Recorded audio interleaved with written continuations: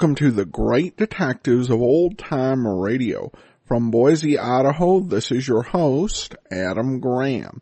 If you have a comment, email it to me, box13@greatdetectives.net. Follow us on Twitter at Radio Detectives and become one of our friends on Facebook. Facebook.com/Radio Detectives. Well, before we do get started, I do want to encourage you as you're making your travel plans, remember JohnnyDollarAir.com. JohnnyDollarAir.com is a Priceline affiliate, so you can name your own price on hotels, rental cars, airline tickets, and even more, just as if you went to Priceline.com. However, part of the purchase price supports the Great Detectives of Old Time Radio at no additional cost to you. So when you are making your travel plans, remember JohnnyDollarAir.com first. Well, now it's time for today's episode of yours truly, Johnny Dollar. It's the Two-Faced Matter, original air date, August the 10th of 1958. Hollywood, it's time now for... Johnny Dollar.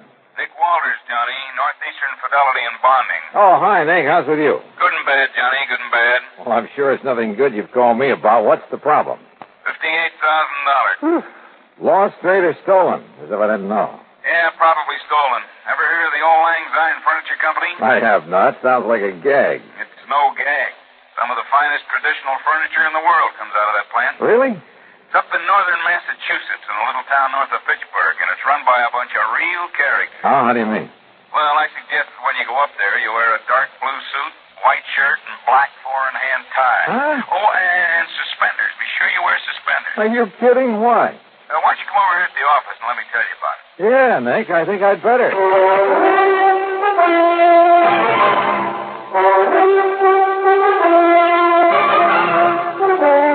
Bob Bailey in the exciting adventures of the man with the action-packed expense account. America's fabulous freelance insurance investigator. Yours truly, Johnny Dollar. And now, Act One of yours truly, Johnny Dollar.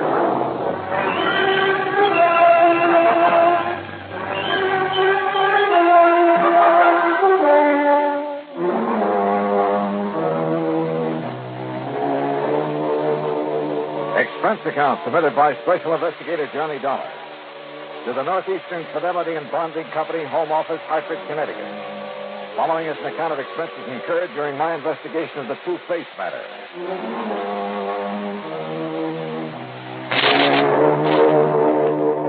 Expense account item 1, after shaving, showering, and donning the most funereal clothes I could find.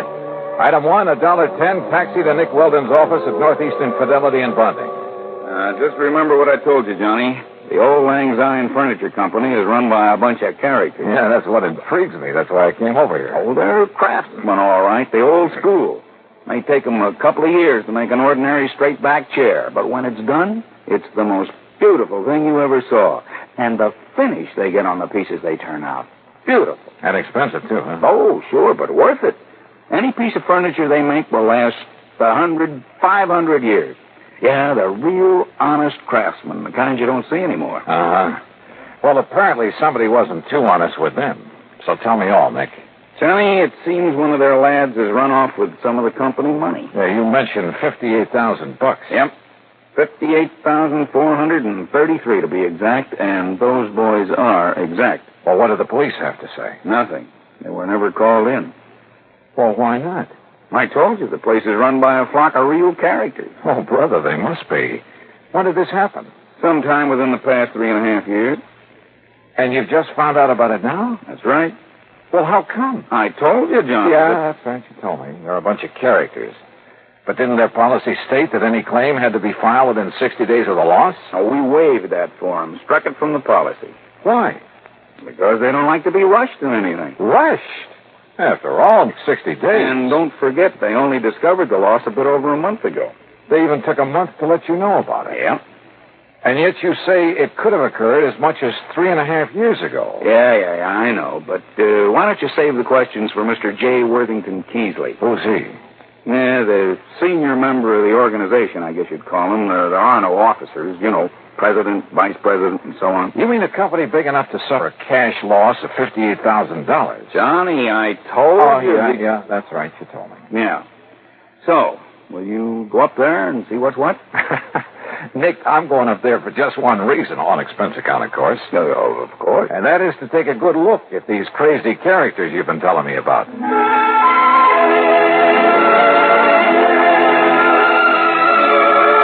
Item 2, 325 for a bus to Fitchburg, Massachusetts, where at the terminal I picked up a local to North Weldon, home of the Old Lang Syne Furniture Company. The name was appropriate. Located on the outskirts of the quiet little New England town, it consisted of a huge barn-like building that looked as though it had been standing there since the year 1. Surrounded by stately elm trees and a couple of gnarled ancient oaks, it looked, well, very picturesque. A large wrought iron weathercock raced one end of the high-peaked shingle roof and looked down on broad lawns and well-kept flower beds. The road leading up to it was just an old-fashioned dirt road, and I kicked the dust as I plodded along. Then suddenly I stopped. For there at the side, instead of automobiles, were, believe it or not, horses. Horses and carriages and a bicycle or 2 or 3. It was almost as though a picture of 50 or 60 years ago had suddenly come to life. And then inside, when I found Mr. J. Worthington Keesley, well, he looked like one of the Smith brothers, and was sitting in front of a fine but ancient roll-top desk. Of course we do, Mr. Dollar. Our fathers and their fathers before them all wore full beards. Therefore, we do, too. Would you like a bit of snuff, sir? No.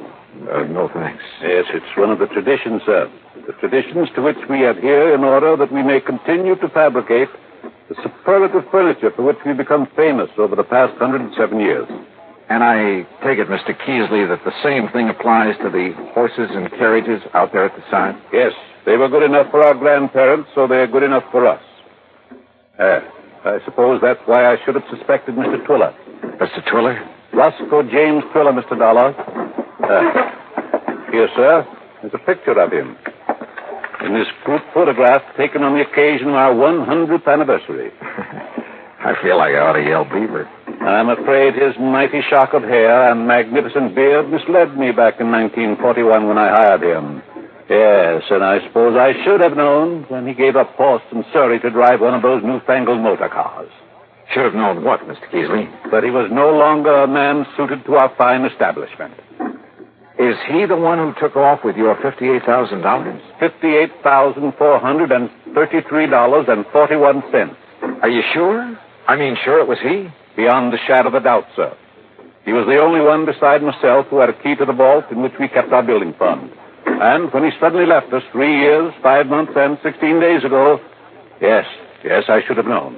But you didn't discover the loss until recently. It was June 21st at 4 minutes after 10 that I went down to the vault. For the first time in 4 years, we had something extra to put aside. And you discovered the money was missing? The vault was empty. Except for this note. Huh? Goodbye, suckers. Horrid word. Signed Twiller. So, you see, Mr. Dollar? Yes, I do. It looks like he's our man. No question about it. And you've no idea where he might have gone? None whatsoever. Well, surely there must be some clue. None whatsoever. But you must find him. But that was 3.5 years ago. Exactly 3 years, 5 months, and 16... Yeah. So where do I start?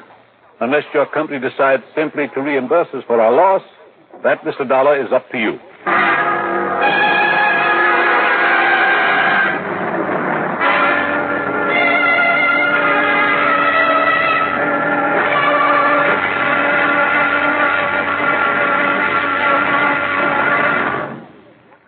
Act 2 of yours truly, Johnny Dollar, in a moment. Sometimes we may wonder why a football team doesn't quit playing and walk off the field when it finds itself 50 points behind with only a few minutes of play to go. What is that indomitable spirit that fills men with hope and keeps them going in spite of terrific odds? Keeps them going just to play the game according to the rules, just to get the job done as well as they know how. This kind of spirit pervaded the feelings of heavy bomber crews of the 9th Air Force on that day of glory, August 1st, 1943, the day of one of the most secretly planned surprise bombing missions of World War II. The day of the low-level attack on the Romanian oil refineries at Ploiești. More than 170 B-24 heavily loaded bombers took off in a swirl of red dust from Benghazi, Libya, to bomb a highly defended priority target. The element of surprise in the low-level attack was to be one of their greatest weapons. But things went wrong from the start. 3 planes exploded during takeoff operations. 11 more aborted due to engine trouble. Of those that reached the target area, less than 1/3 returned to home base. The leaders of the mission encountered navigation difficulties and difficulty in identifying specific targets. And due to the loss of that elemental hope, surprise, they also encountered devastating enemy firepower from flak and fighters. The mission was partially successful, but a horrifying experience. 5 medals of honor were awarded to the heroes of the Ploiești raid for valorous action above and beyond the call of duty. At any time, the men would have been justified in turning back, but they had a code of conduct that made them want to see the unequal game through to the end. It was a job that had to be done. A charge of the Light Brigade in the air as they flew down the valley of death to glory. And now, Act 2 of yours truly, Johnny Dollar, and the Two-Faced Matter.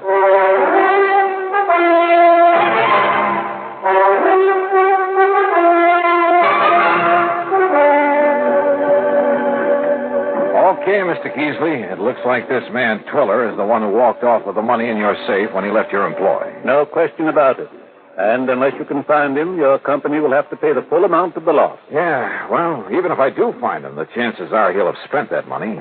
After all, 3 years and a half. Exactly 3 years, 5 months, and 16... You say you have no idea whatsoever as to where he might have gone.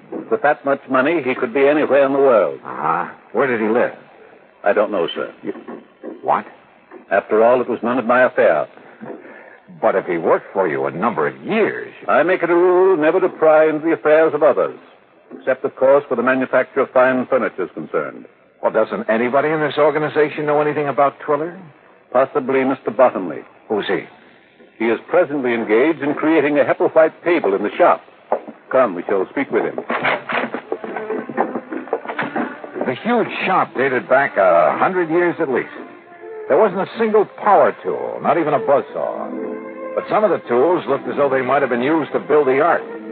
8 or 10 men, all of them old, all wearing dark trousers, suspenders, and white aprons, were busy turning out fine pieces of furniture, carefully, almost lovingly. And every one of them wore his own distinctive full beard. Hooray for tradition. Mr. Keasley led the way to a man who was gently trimming the edge of some kind of a sideboard. Good morning, Mr. Bottomley. Good morning, Mr. Keasley. You must pardon this intrusion, Mr. Bottomley. It must be for good reason, Mr. Keasley. Though you must understand that I cannot afford interruption if I am to finish this credenza by the first of the year coming. Of course. I wish you to meet Mr. Johnny Dollar. Good morning, Mr. Dollar. How are you? He is an investigator, Mr. Bottomley, come to get us back the money we lost. Then he must find Mr. Twiller. Exactly. Good morning, Mr. Thurston. Good morning, Mr. Keasley. Mr. Keasley tells me you know where this man Twiller lived. He was my neighbor, lived alone next door to me. Where? And I assure you, sir, I had no idea of his designs on the company building fund. Yes, I'm sure, but now if you'll Each tell... morning he drove me to work in his carriage until he purchased that abominable motor car. Oh? I refused to ride in it, sir, and bought myself a bicycle. You did properly, Mr. Bottomley. Good morning, Mr. Woodstone. Morning, Mr. Keasley. Well, just where is it that Twiller lived, Mr. Bottomley? In the village of North Weldon, East North Weldon, on Peach Avenue.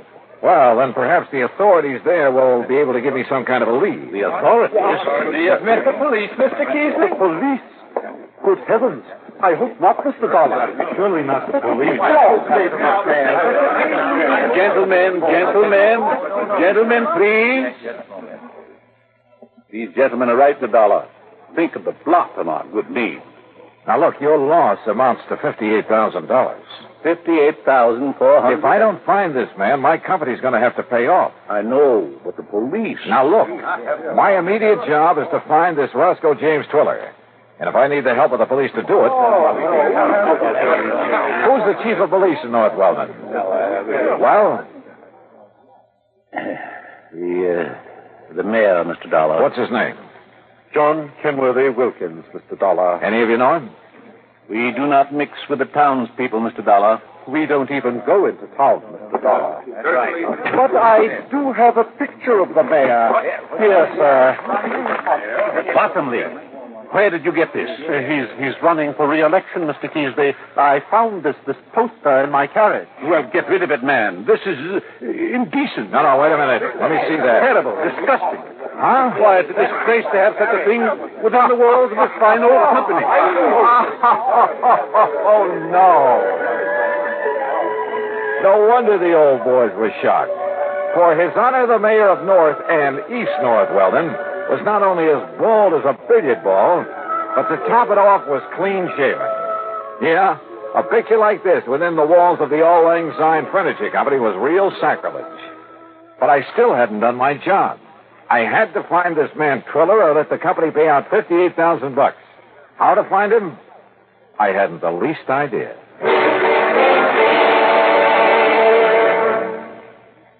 Act 3 of yours truly, Johnny Dollar, in a moment. Times have changed, and so has the man. During the 18th and 19th centuries, warfare with its musket fire and cavalry charges and cannonades was a simple, direct, easily understood type of conflict. The undisciplined but sharp-eyed revolutionaries hid behind trees and hedgerows to pick off the advancing British troops. The wild, dashing, hell-for-leather cavalry charges of the Civil War and Custer's encounter with Sitting Bull and the Sioux Indians were, though courageous, simple and direct. But they were far removed from the development of the atomic age, which demands selectivity, skill, and rigorous training. Until recently, the soldier's general level of knowledge determined his job suitability.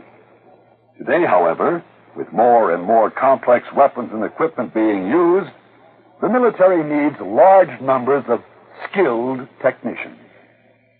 To that end, tests have been developed to find men with intelligence and technical aptitude, and to develop in these men the needs of the future. Yes, times have changed, and so has the man. And now, Act 3 of yours truly, Johnny Dollar and the Two-Faced Matter.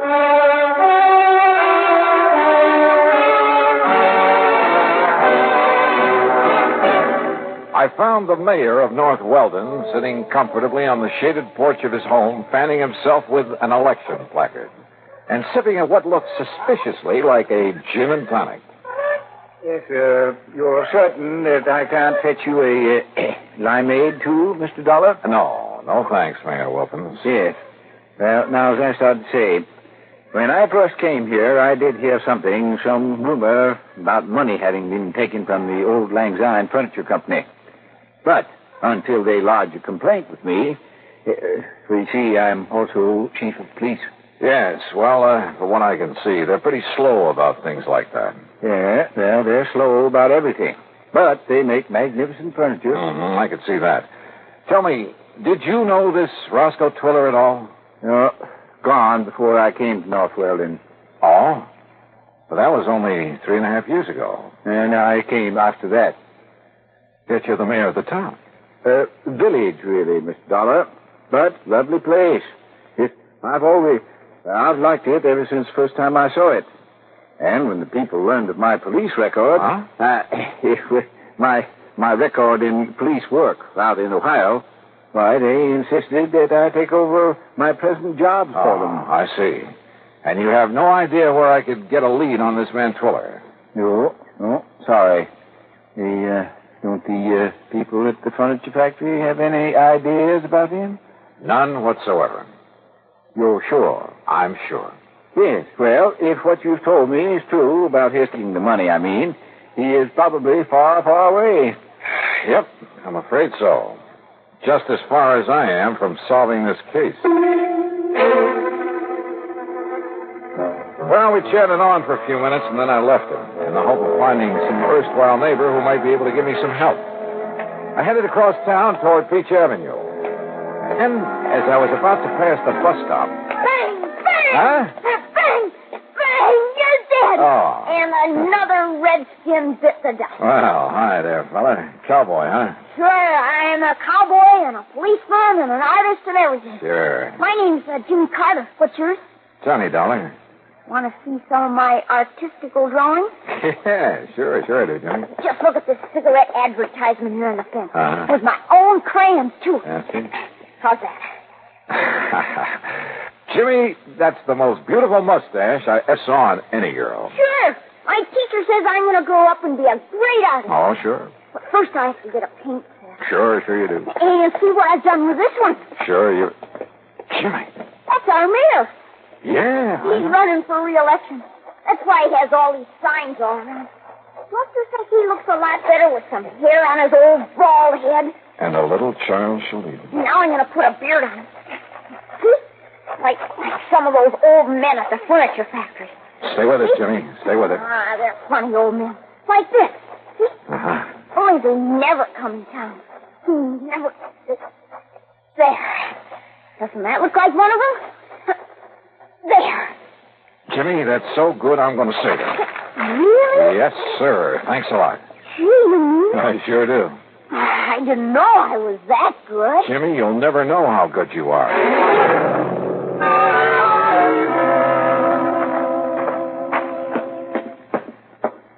Well, you back so soon, Mr. Dollar? Mayor Wilkins, or rather, Chief Wilkins. Yeah. I have to ask you to make an arrest. You mean you've found the man that you've been looking for? If there's any question about it, I'll make a civilian arrest. Oh, I don't understand, sir. Only a few minutes ago. Only a few minutes ago, I was blind as a bat to the most obvious possibility in the world. You showed up in this town a short time after Roscoe Twiller left. Yes, that's true. Roscoe Twiller, with a heavy shock of hair and a thick beard. Well, I understand it's all men out at the old Lang Syne furniture. You, clean-shaven, completely bald. Mr. Dollar. I should have realized by the funny pink tint on the top of your noggin that you've been using some kind of hair remover. I beg your pardon, sir. Here. Look at yourself. Yes. Where'd you get that? Roscoe James Twiller, alias John Kenworthy Wilkins. Now, Mr. Dollar. And I'll bet that if I make a search of your house, I'll find the key to that vault in the furniture factory. No, I threw it away. Yeah. Do you want to make the arrest yourself, Twiller? Or shall I?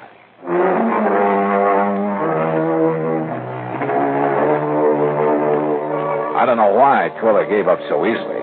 I guess it was because I'd caught him completely off guard. He even signed a confession and promised to pay back what he could. So, from here on in, it's up to the courts. And all thanks to a little kid who liked to draw mustaches on billboards. Expense account total, including the finest paint set I could find for my little pal Jimmy. Ooh, hey, wait, I gotta pad this. It only comes out to $9.80. Yours truly, Johnny Dollar.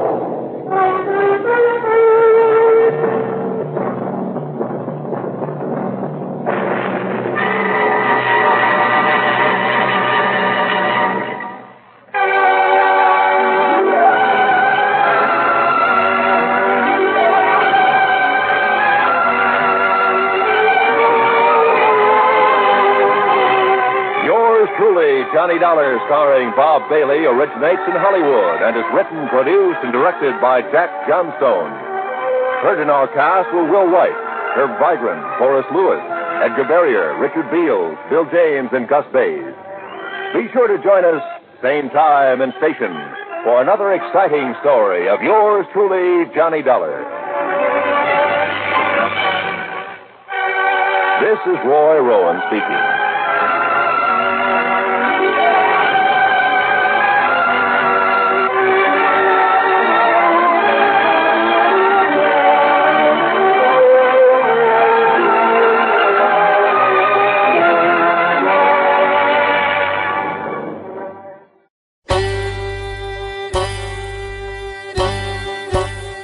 Hi, this is Andrew from OTRWesterns.com. I wanted to invite you to come take a look at our site. We stream live OTR Westerns 24 hours a day, 7 days a week, along with putting out podcasts of old-time radio westerns.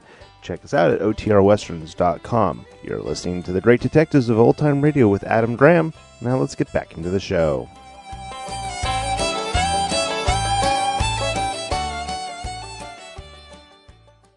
Welcome back. Well, this is another one of those episodes where they spent so much time introducing fun and curious characters that due to the time constraints, they really didn't have time for much of a mystery. But I give Johnny credit for being honest that the solution was obvious and that he'd missed it because he just had not seen it. And there were some further bows to the audience's intelligence in a scenario that's as outlandish as this, about them waiving the insurance reporting requirement. They definitely do some work to make it plausible, and certainly there is some very luxurious furniture that is valued just because of how long it takes to make, though this was obviously an extreme case. And of course, we have the meeting of Jimmy Carter, not to be confused with the future 39th President of the United States. Carter was 34 at the time in peanut farming,